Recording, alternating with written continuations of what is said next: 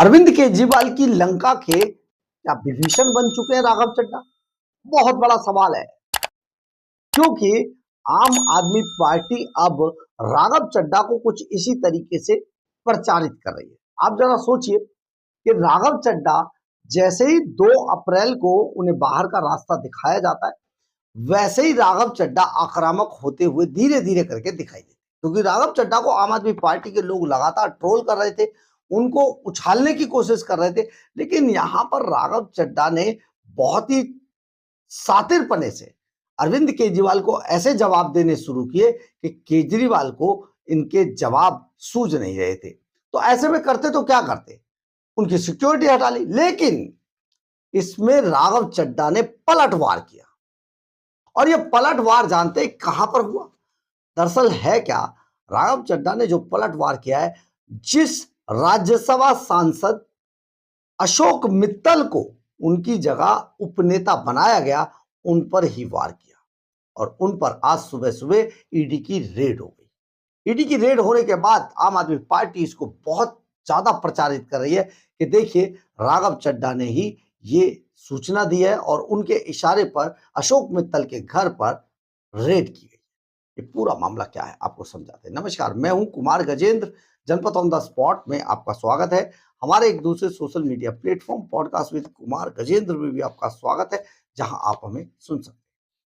दरअसल है क्या, आज सुबह सुबह खबर आई कि लवली यूनिवर्सिटी के जो मालिक हैं अशोक मित्तल, उनके घर पर आज सुबह सुबह ईडी की रेड हुई।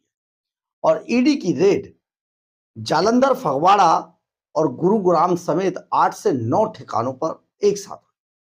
इसके बाद धीरे धीरे मामला गरमाने लगा।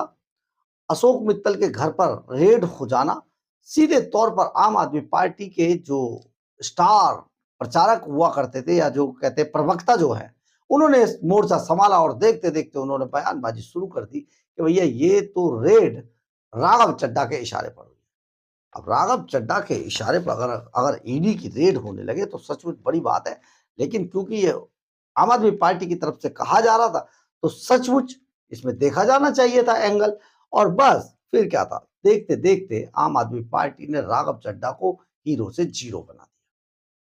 और राघव चड्ढा के बारे में कहा जाने लगा कि यही वो शख्स है जो अरविंद केजरीवाल की लंका का विभीषण है। यानी कि आने वाले दिनों में अगर ऐसा है, तो आने वाले दिनों में अभी और कुछ बहुत देखने को मिलेगा अरविंद केजरीवाल के बारे में। हम आपको एक बात बता देते हैं, राघव चड्ढा से बड़ा अरविंद केजरीवाल का कोई रास्ता नहीं।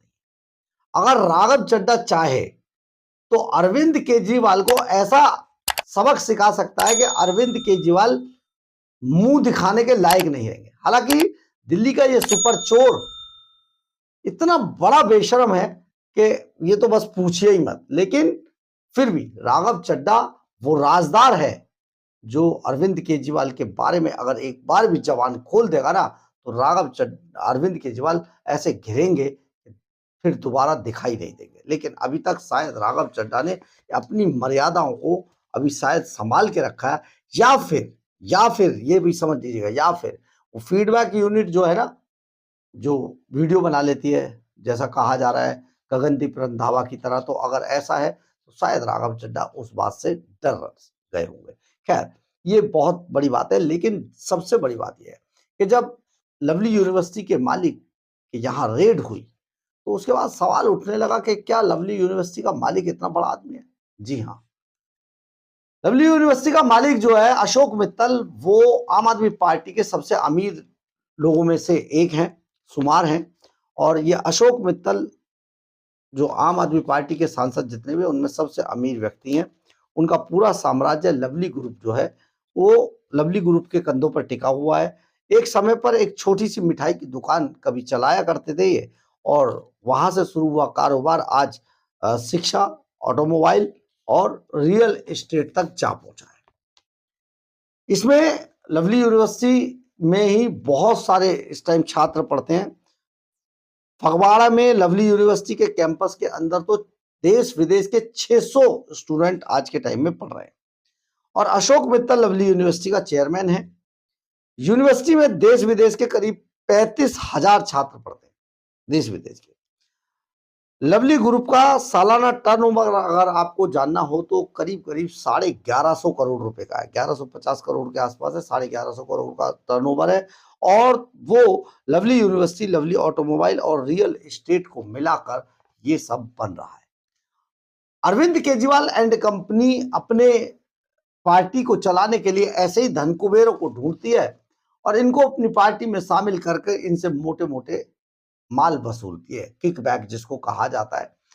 बता यह ये भी जाता है कि अरविंद केजरीवाल ने पिछले दिनों जितने भी मिशन चढ़ती कला हो पंजाब के अंदर या फिर रंगला पंजाब हो, इसमें जमकर ऐसे धन कुबेरों से पैसा डालने के लिए कहा गया। अशोक मित्तल के बारे में भी हमारे सूत्र बताते हैं कि दोनों ही स्कीम के अंदर इस धन कुबेर ने जमकर माल फेंका था। अब इसके बाद ये जो अशोक मित्तल है, सांसद के साथ साथ इतना बड़ा पद भी ले पहुंचे और आप समझिए कि राघव चड्ढा को जो चोट पड़ी वो इन्हीं के कारण पड़ी।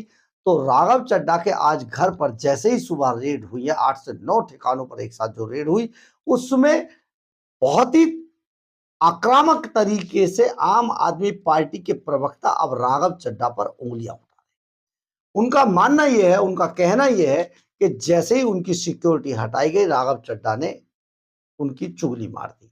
और राघव चड्ढा का ये सारा किरदार धरा है, ईडी की रेड्स हैं। और अरविंद केजरीवाल के जो सबसे खासम खास आजकल पंजाब में है, भगवंत मान, वो तो सुबह सुबह एक ट्वीट करते हैं और उस ट्वीट में लिखते हैं कि पंजाब के अंदर चुनाव जो कैंपेन था वो शुरू हो चुका है और ईडी की रेड पड़नी चालू हुई है। तो ये पूरा मामला आज गरमाया जाता रहा। लेकिन सबसे बड़ी बात यह है, क्या किसी को सिक्योरिटी देना और सिक्योरिटी लेना सरकारों के पास है? क्या जो उनका है उसी को सुरक्षा मिलेगी? क्या दूसरा है, चाहे उसे जरूरत है, उसे नहीं मिलेगी? अगर ऐसा है तो राघव चड्ढा के बारे में बताया जाना चाहिए कि आखिर उनको लाइफ थ्रेट क्या थी और किसने दी थी। और फिर यह भी बताया जाना चाहिए कि अचानक राघव चड्ढा की जब लाइफ थ्रेट से Z+ सिक्योरिटी हटाई गई तो आखिर उसके पीछे कारण क्या? और बात बात पर अरविंद केजरीवाल हर चीज के कारण पूछते हैं, जवाब जानने की कोशिश करते हैं।